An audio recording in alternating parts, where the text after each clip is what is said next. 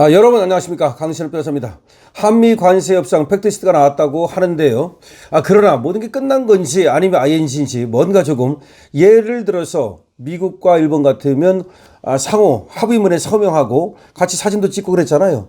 트럼프하고 이시바 시게루하고 또 트럼프하고 다카이치하고 이행 확약서를 또 주고받고, 유럽도 그랬고요. 근데 우리는 결국은 트럼프하고 이재명하고 공동선언문에 사인하고 그리고 또 사진 찍고 이런 게 없어요.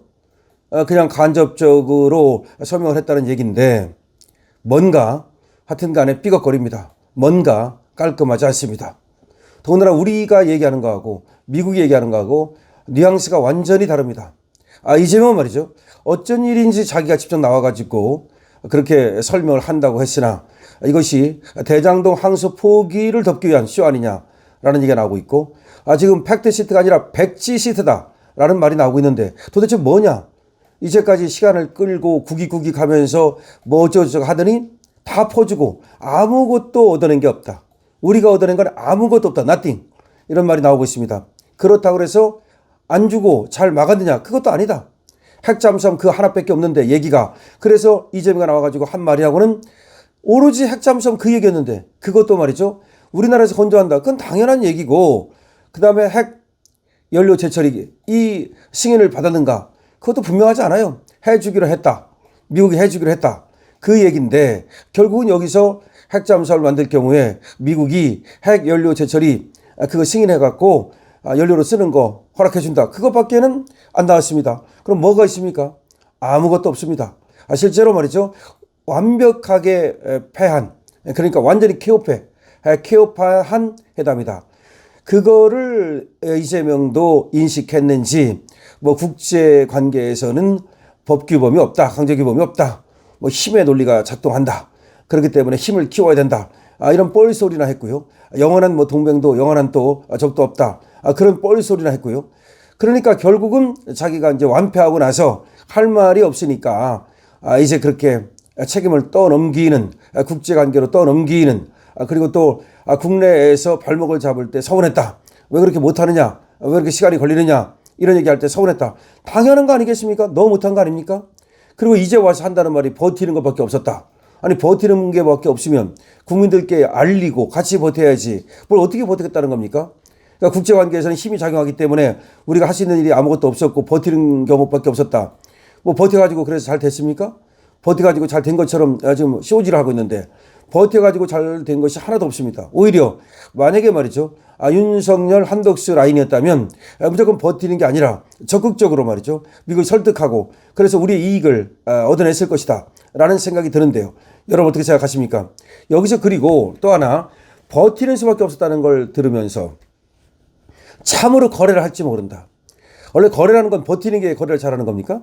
아니에요. 주고 받고, 우리가 이걸 해줄 테니까 이건 좀 이렇게 해 주십시오. 이건 우리가 이렇게 할 테니까 이건 좀 양보해 주십시오. 이게 바로 거래잖아요. 거래가 아니었다는 거죠. 무조건 이제 압박을 받으면서 우리가 그냥 버티다가 개기다가, 한마디로 말하면 그 개기는 것이 이제 더 이상 안 되니까 깨갱하고 꼬리를 내렸다. 저는 그렇게 봅니다. 그래가지고 얻은 건 딱 하나밖에 없습니다. 그 앞에 보면 말이죠, 한국이 더 뭐 민주주의가 강해졌다, 요 말이 있거든요. 그러니까 윤석열 대통령이 나가고 나서 이재명이 들어오는 과정, 여기에 대해서 상당히 미국이 문제를 삼고 있잖아요. 혁명이니 숙청이니 또 종교 탄압이니. 근데 뭘 민주주의가 강해집니까? 종교 탄압 뻔히 알고 있는데, 미국에서 종교 탄압한다는 거 뻔히 알고 있는데, 그런데 민주주의가 강해졌다. 이 말은 왜 준 건지 압니까? 저는 그렇게 생각합니다. 이재명이 거기에 목을 맨 거야. 오로지 거기에 목을 맨 거야. 이재명은 관세 협상 따위는 관심 없습니다. 돈을 퍼주더라도, 그러니까 한국의 민주주의가 강해졌다. 이 말은 그러니까 윤석열 대통령을 몰아내고 자신이 대통령이 된 거, 이 정당성 획득하는 거, 다시 말하면 국제 승인 받는 거, 다시 말하면 책봉 받는 거, 거기에 모든 그 목숨을 걸다 보니까 나머지를 다 내줄 수밖에 없었다. 간단하게 말하면 그거 아닙니까? 뭐 더 이상 말할 필요가 뭐가 있습니까? 자, 그래서 지금 한미 관세 협상 팩트시트 핵심 요약이 백악관 기준으로 보면은, 첫 번째, 미국이 전방위적으로 한국의 전방위적인 어떤 그 패착이다. 미국의 전방위적인 요구에 의해서 한국의 전방위적인 패착이다. 3,500억 달러, 약 511조 원. 한국에서 자본이 강제 유출된다. 다시 말하면 나간다는 거죠. 우리 돈이 미국으로 흘러나간다. 그래서 한국투자 MOU 2천억 달러, 그리고 조선업 투자 1,500억 달러, FDI 촉진 금 약 1,500억 달러, 약 219조 원입니다. 이렇게 해가지고서 결과적으로 일단은 3,500억 달러를 국내에서 미국으로 내보낸다. 이 얘기는 국내 투자 고갈, 애완위기 리스크. 이게 중요한 거야. 여기서 여러분 3,500억 달러 나가면요, 우리나라에 투자할 돈이 어디 있습니까? 우리나라에도 투자해야 될 거 아니야. 투자를 우리나라에 안 하고 어디 한다는 거야? 미국에 가서 한다는 거잖아. 간단하게 생각해 보세요. 이게 무슨 얘기인지, 이게 얼마나 끔찍한 얘기인지. 우리나라에 투자를 해야 일자리가 생기고, 우리나라에 투자를 해야 평택 공장 같은 거 세우고, 반도체 공장 같은 거 세우고, 그다음 포항제철 같은 거 세우고, 현대자동차 같은 거 세우고. 우리나라에 투자를 못 하고 그 돈을 어디다 투자한다? 미국에 투자한다. 그럼 우리나라도 하면 될 거 아닙니까? 돈이 어디 있는데? 이게 정말로 심각한 문제인 거예요. 그러니까 미국이 우리나라에 와서, 그 부자 나라가 우리나라에 와서 투자를 해도 현찰을 판인데, 우리 돈을 미국에 가서 투자한다는 거 아닙니까? 그럼 국내 산업에 투자가 못 한다는 거잖아요. 투자가 고갈된다는 거잖아요. 그 다음에 돈이 나간다는 거잖아요. 돈이 나간다는 얘기는 애완 리스크가 부각된다는 거잖아요. 심각한 거예요. 이거 생각해보면 등골이 오싹한 거예요. 이거 이재명은 자기 인정 못 받을까봐, 국제 왕따 될까봐. 나는 그렇게 생각해요. 트럼프가 이재명을 압박했어요. 뭐라고 압박했느냐? 너 다 알고 있어. 이거 혁명이야, 숙청이야. 그리고 종교 탄압 왜 했어? 너 미군 기지 압수수색 왜 했어? 너 나하고 한번 해보자는 거야? 이렇게 이 정도로 압박했다고 봐요. 말은 뭐 돌려서 했다고 하더라도 핵심이 그거라는 얘기, 핵심이. 이렇게 들어오니까 어떻게 방법이 없는 거 아니야. 국제적으로 왕따 당하고 트럼프한테 찍히면 끝이에요. 그러니까 쉐시하면서 예의하면서 달라는 대로 해줄 수밖에 없었다 이 말이야. 그래서 3,500억 달러도 원래 처음에 트럼프가 얘기했을 때 이걸 거절해야 되는 거거든요. 거절을 할 수가 없었던 거야. 이게 대한민국의 지금 운명입니다. 이재명이라는 자가 대통령이 된 것이, 그리고 그 당시에 트럼프의 압박이 들어왔다는 것이 저는 대한민국 운명이라고 봐요.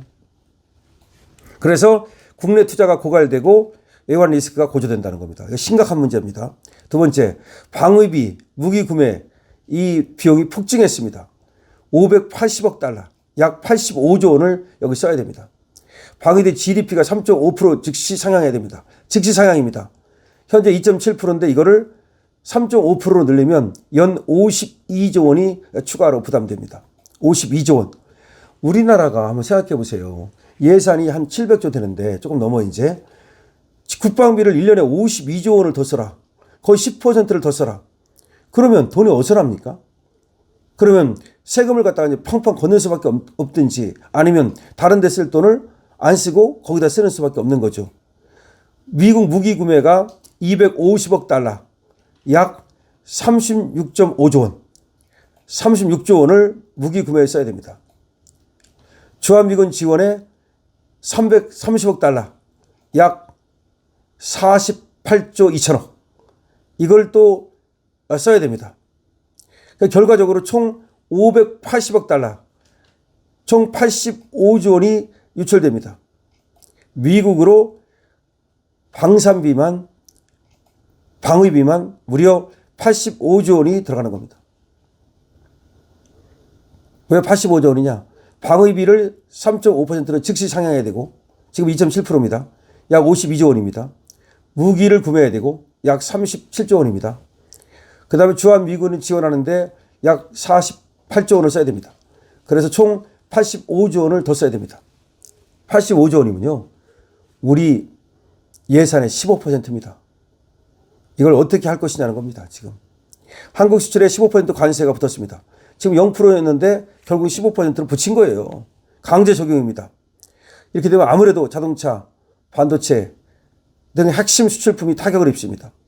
앞으로 수출 경쟁력이 붕괴되고 대미 무역 수지가 급락할 가능성이 있습니다. 지금까지는 미국에서 돈을 많이 벌어왔는데 이제는 못 벌어오는 거죠. 그리고 수출 경쟁력이 붕괴될 가능성이 있죠. 그 다음에 사실상 국내 시장을 완전 개방한 겁니다. 산업 생태계가 붕괴됩니다. 여러분 지금 뭐 쌀, 소고기 어쩌고 떠들잖아요. 사실은 다 개방한 거예요. 먼저 미국 차가 우리나라 들어옵니다. 우리 미국 차를 우리가 원래 연간 5만 대까지만 받기로 했었어요. 5만 대까지만 받고 나머지는 우리가 오히려 관세를 붙여가지고 미국 차 들어오는 걸 막았다고요. 그래서 미국 차가 많지 않았던 거예요. 근데 이 상한을 철폐해버렸습니다. 앞으로는 무슨 일이 벌어지느냐. 미국 차가 우리나라로 들어옵니다. 자, 그럼 여러분들 생각할 때는 GM이 들어옵니까? 아니에요. GM도 들어오지만 자, 생각해 보세요. 미국 차가 들어온다는 말은 Made in USA가 들어온다는 거야. Made in USA. 미국에서 만든 한국 차가 역으로 우리나라 수입이 됩니다. 한번 생각해 보세요, 여러분. 미국에서 만든 한국 차가 우리나라로 들어오면 관세가 있어요, 없어요? 우리는 못 붙여요. 관세를 못 붙입니다. 관세 못 붙이게 만들어 놓은 거야. 미국에서 얼마가 들어오든 관세를 못 붙여요. 그전에는 5만 대까지만 들어오고 그 이상은 안 받기로 하는 관세가 있었어요. 말하자면. 그래서 미국 차가 마음대로 못 들어온 거야. 그런데 미국에서 우리 들어올 때는 관세가 없어요. 없어버렸어. 그럼 미국에서 만든 현대차가 우리로 들어오는 게 오히려 더 싸요. 여기서 만든 것보다.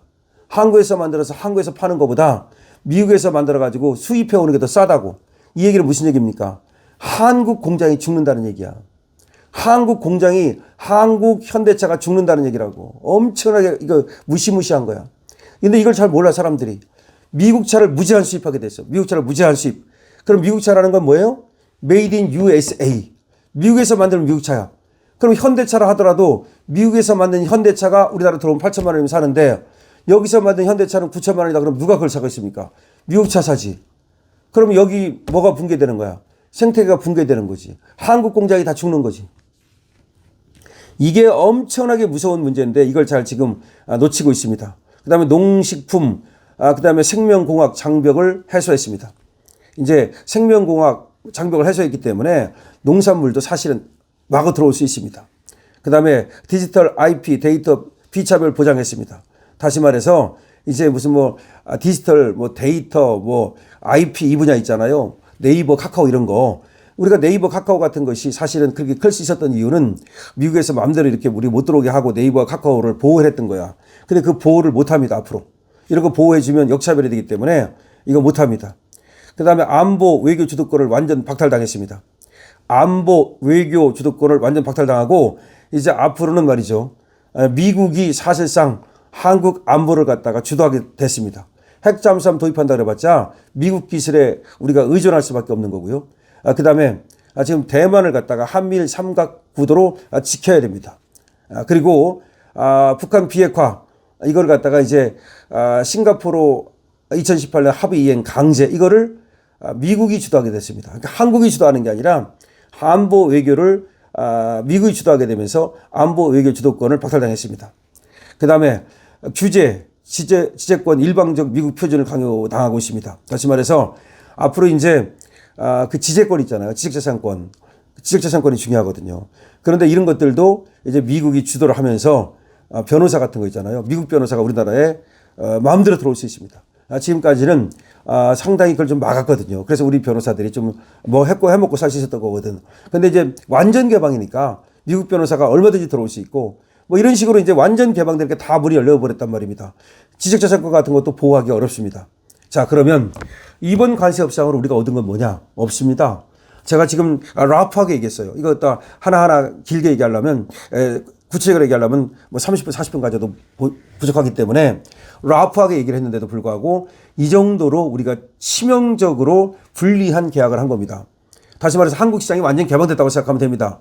이걸 갖다가 저들이 뭐로 속이는 거냐면 야 소고기 개방 안 했다. 야 쌀 개방 안 했다. 그게 문제입니까? 다 개방했다니까요. 지적재산권 다 개방하고 디지털이라든가 네이버 카카오 앞으로 이제 이렇게 크지 못합니다. 이 보호하는 거 있잖아요. 이런 보호 장벽을 다 제거해버린 거야. 완전 개방. 그래서 completely open이라는 말을 쓴 거야. 완전 개방이라는 말이 뭐냐면 지적재산권이 이게 미국 같은 나라는 굉장히 발달해 있기 때문에 우리가 이거 보호를 하지 않으면 많이 죽어요. 그런데 이것도 이제 보호가 못합니다. 즉 안보 분야라든지 경제 분야라든지 할 것 없이 전부 다 사실상 주도권을 내줬다는 겁니다. 자, 정말 큰일입니다. 그런데 얻은 건 뭡니까? 이재명이 사실은 국제 왕따였는데 인정을 안 해주는 거죠. 혁명이냐 봉기냐 이게 무슨 말이에요. 이재명도 쿠데타 아니야? 이런 얘기였거든. 그거 하나 인정받느냐고. 근데 트럼프가 누굽니까? 사실 인정해 준 겁니까? 아니죠. 겉으로는 야 민주주의 야 이재명 훌륭한 대통령이야 그러면서 싹 뺏어간 겁니다. 그러니까 이재명 띄워주고 이재명 하는 사이에 모든 것을 싹 뺏어갔다고 생각하면 되고, 그럼으로써 이제 사실상 한국은 미국의 51번째 주가 됐다라고 해도 과언이 아니다. 근데 문제는 뭐야?